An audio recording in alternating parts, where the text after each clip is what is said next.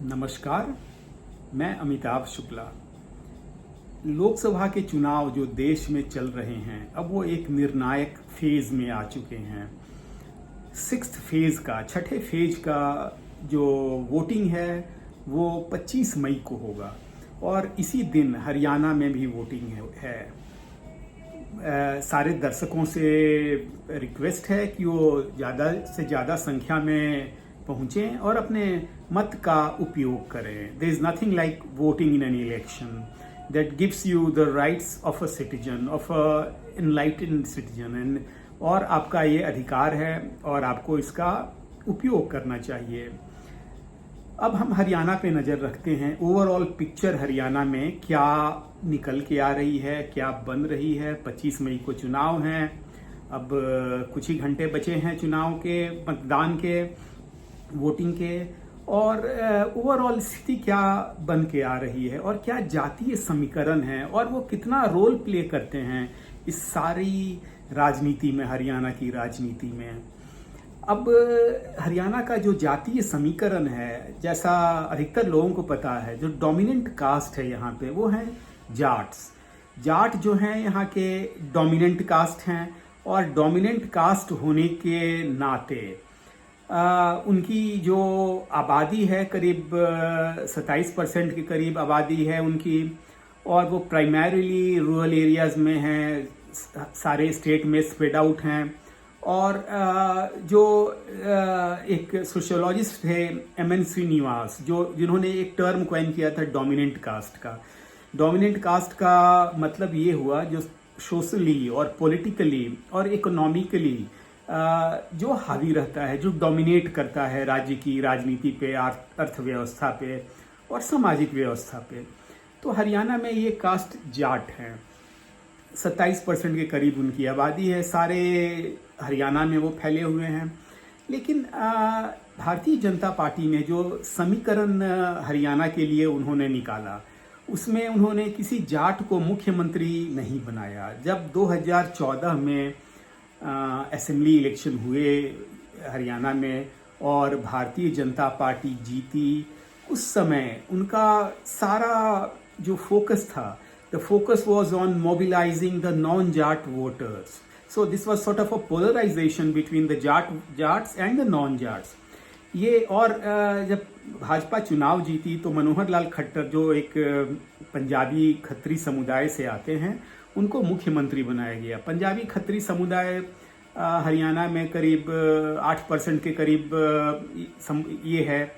लेकिन ये एक फलक्रम था, मैसेज था कि नॉन जाट्स के जितने समूह हैं, सारे ग्रुप्स हैं नॉन जाट्स के, ऑब्वियसली वो जाट के समूह से ज़्यादा हैं। जाट 27% हैं और जो बाकी पॉपुलेशन है लगभग 63%, दे आर नॉन जाट्स।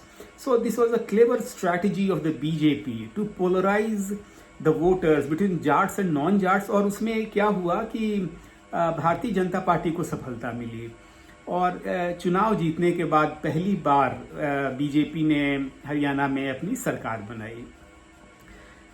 और पहले टर्म में ही मनोहर लाल खट्टर को सामना करना पड़ा प्रोटेस्टर्स का, जाट प्रोटेस्टर्स का। जो जाट राइट्स हुए, वो बड़े जो दंगे हुए थे राज्य में, वो बड़े भीषण दंगे थे।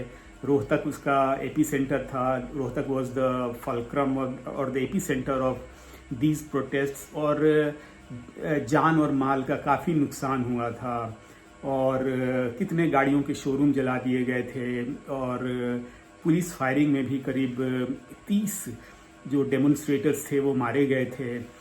और एक ये मैसेज सारे स्टेट में चला गया कि जो ये पोलराइजेशन था, this runs deeper into the society of Haryana. तो फरवरी 2016 में जो ये राइट हुए थे, इसने हरियाणा का जो सोशोलॉजिकल ढांचा था उसको काफ़ी नुकसान पहुंचाया और जाट्स और नॉन जाट्स के बीच में खाई बढ़ती चली गई।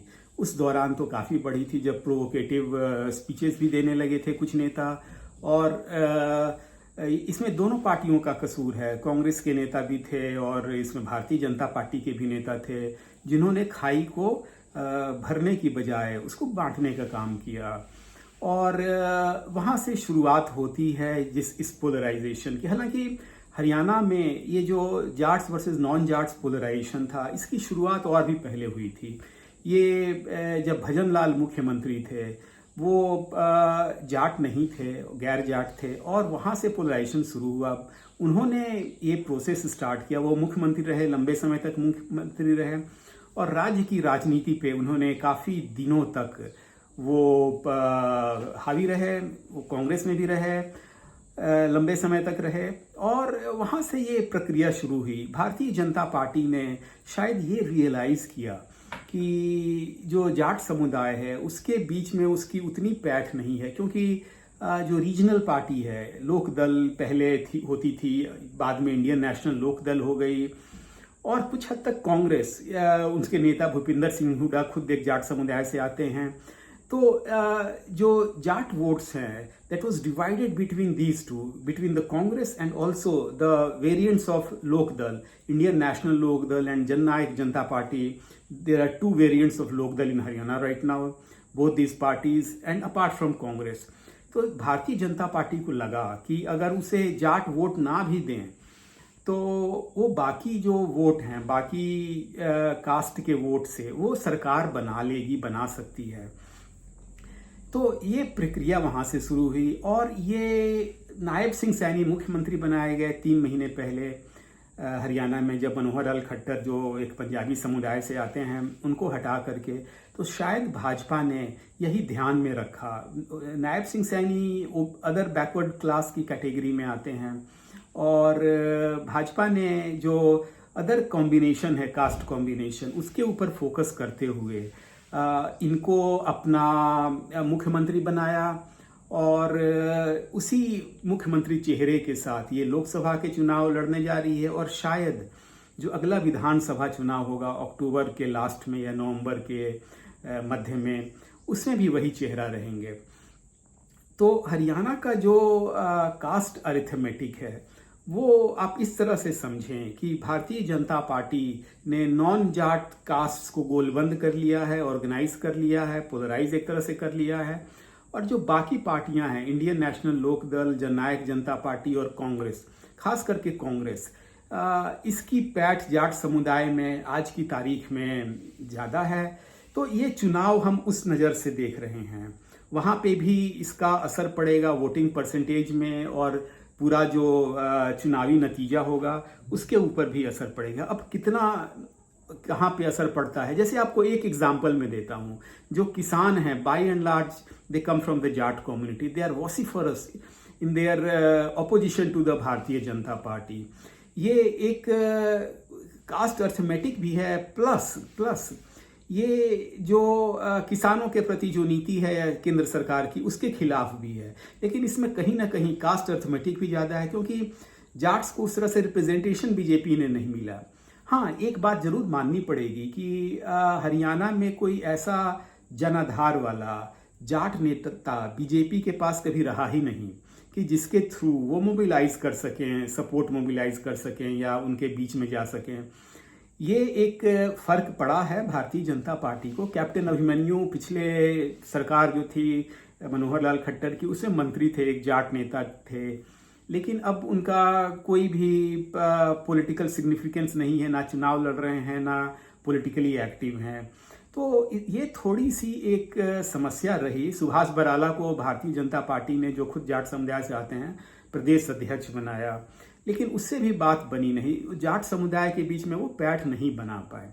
तो practically I think BJP has abandon this idea and they are going with their concept of other communities. और इसके ये भी हुआ कि जब मनोहर लाल खट्टर 9.5 साल तक मुख्यमंत्री थे, तो उन्होंने लगभग जितने डिफरेंट कास्ट के जो हिस्टोरिकल पर्सनालिटीज़ हैं उनके ऑनर करने के लिए स्पेशल डे मनाया, जिसको स्पेशल स्टेट डे कहा जाता था। उन्होंने राज्य के हर एक कॉर्नर में मनाया, और इसमें ऑलमोस्ट सारी कम्युनिटीज़ के इसमें नेता थे, जो हिस्टोरिकल फिगर्स हैं या रिलीजियस फिगर्स हैं। तो इस तरह से उन्होंने भी इसको मोबिलाइज करने की कोशिश की अपने तरीके से। हालांकि हरियाणा की राजनीति अब सिर्फ गैर जाट और जाट के पहलू से नहीं देख सकते। इस बार जो चुनाव हो रहा है इसमें अलग अलग मुद्दे भी इसमें काफ़ी ज़्यादा प्रभाव डाल रहे हैं।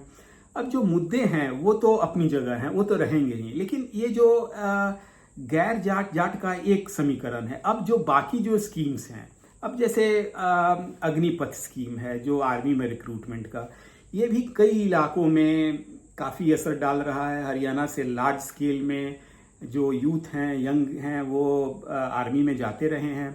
पिछले जब से अग्निपथ स्कीम लागू हुई ये संख्या में कमी आ गई है। उसको ये एक बहुत टेम्प्रोरी एम्प्लॉयमेंट समझ रहे हैं, 4 साल का एम्प्लॉयमेंट है, तो एक रिजेंटमेंट है। और ये यूथ हैं प्राइमरीली, जो ये हैं ये किसानों के परिवार से आते हैं। इसमें वो काफ़ी देखने को हमें मिल रहा है कि जो यूथ हैं किसान के परिवार से आ रहे हैं, अग्निपथ में नहीं जाना चाह रहे हैं, बेरोजगारी बढ़ रही है। प्राइवेट सेक्टर में एक तरह से हरियाणा में गुड़गांव को छोड़ के जो गुरुग्राम का बेल्ट है वो वहाँ पे जहाँ पे लार्ज स्केल में इंडस्ट्रियलाइजेशन हुआ है, हरियाणा का जो रिवेन्यूज़ हैं प्राइमरीली उसी एरिया से आता है, क्योंकि वही एक इंडस्ट्रियल बेल्ट है, मेजर इंडस्ट्रियल बेल्ट है।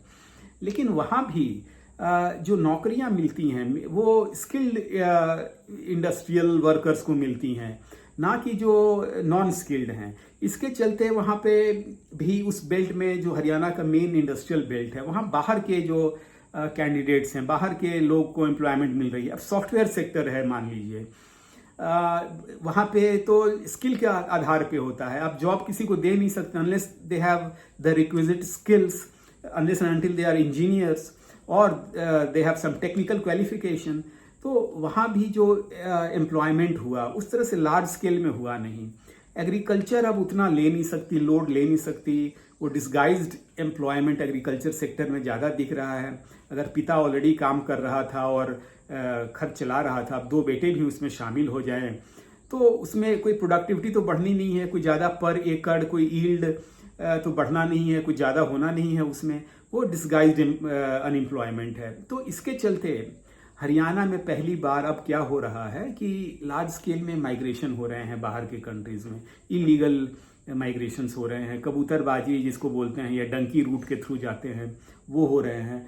कई जगह तो इतने इमिग्रेशन सेंटर खुल चुके हैं और यहाँ पे यूथ जो है अपने पेरेंट्स को फोर्स करके ज़मीन बेच करके या बाकी तरीकों से जाने की जिद करते हैं।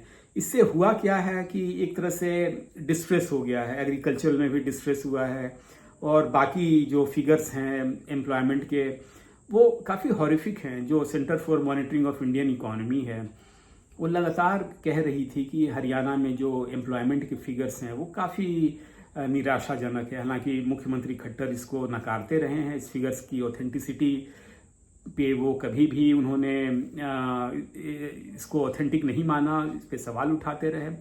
लेकिन जो एम्प्लॉयमेंट के जो आप ग्रास रूट में जाएं, कहीं भी जाएं, तो ये एम्प्लॉयमेंट एक बड़ा इशू है, चुनाव में उठाया जा रहा है।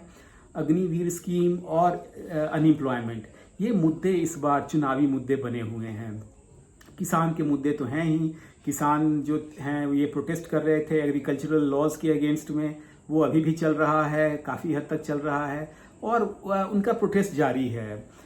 पंचायत लेवल में क्या हुआ है कि जो ई टेंडरिंग का प्रोसेस मनोहर लाल खट्टर सरकार ने किया था, उसके चलते एक तरह से काफ़ी रिजेंटमेंट है। जो पंचायत रिप्रेजेंटेटिव्स हैं उनकी फाइनेंशियल पावर्स कर्टेल कर दी गई हैं और उसके चलते हो क्या रहा है कि जो लोकल लेवल में, ग्राम पंचायत के लेवल में, गांव के लेवल में एक जो है माहौल जो बन रहा है दैट इज़ अगेंस्ट भारतीय जनता पार्टी।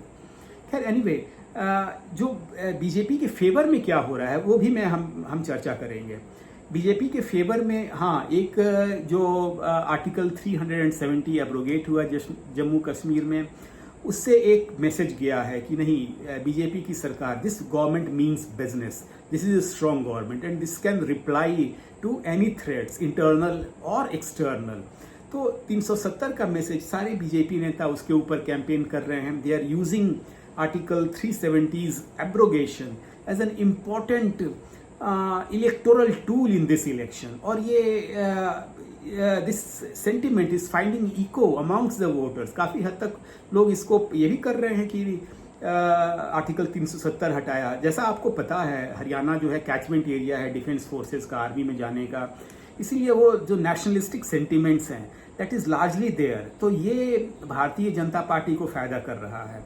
हाँ, राम मंदिर का इशू शायद उतना रेजोनेंस नहीं कर पा रहा होगा, क्योंकि हरियाणा मुख्यतः यहाँ पे आर्य समाज का कॉन्सेप्ट था, और आर्य समाज यहाँ बहुत स्ट्रांग हुआ करती थी at one point of time. और जो डोमिनेंट कास्ट हैं, जाट समुदाय या बाकी समुदायों के बीच में जो रिचुअल्स हैं उतना महत्व नहीं रखते थे जितना कि जो आर्य समाज के कॉन्सेप्ट से थे, जो स्वामी दयानंद सरस्वती ने यहाँ पे किया था। काफ़ी आर्य समाजी हरियाणा में हैं जो उतने रिचुअल्स में बिलीव नहीं करते हैं, लेकिन फिर भी राम टेम्पल का अयोध्या में खुलना, वहाँ पे एक भव्य मंदिर का निर्माण, वो शहरी इलाकों में खास करके उसकी गूंज है, वो वहाँ पे छाई हुई है। भारतीय जनता पार्टी के नेता भी उसको भुनाने की कोशिश कर रहे हैं।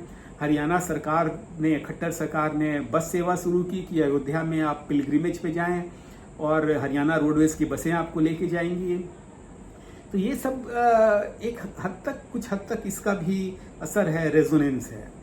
एक और जो मनोहर लाल खट्टर सरकार ने किया कि जो रोजगार था, सरकारी नौकरी थी, उसमें सिफारिश और करप्शन को कम्प्लीटली बंद कर दिया।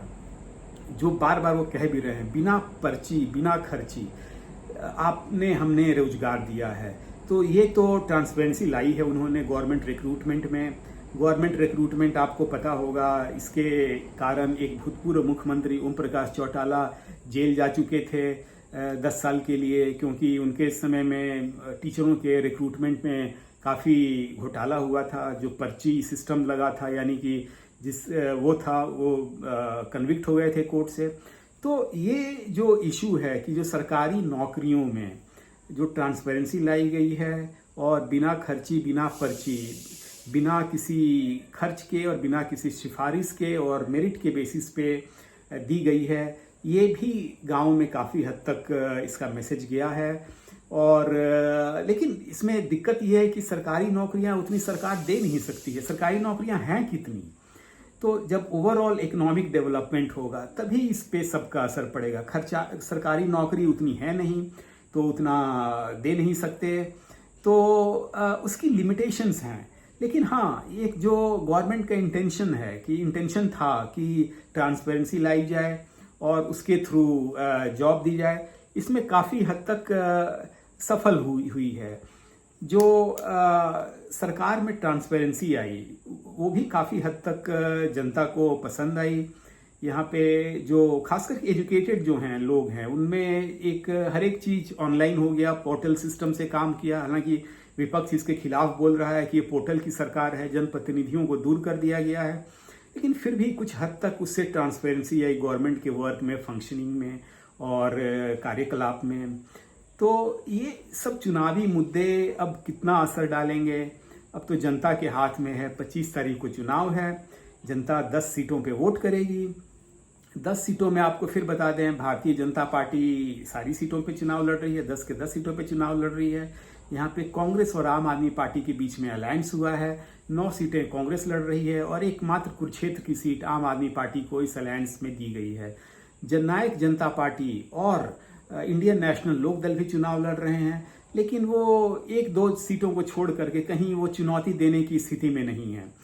और इस तरह से ये ज़्यादातर ये contest, this is a bipolar election and this contest is between Congress and the India alliance, और this is a straight contest. और अब ये देखना है कि स्ट्रेट कॉन्टेस्ट में जो एंटी इनकम्बेंसी के मुद्दे हैं, फार्मर्स के मुद्दे हैं, वो हावी रहेंगे, या जो हरियाणा सरकार ने और केंद्र सरकार के अचीवमेंट्स हैं वो हावी रहेंगे।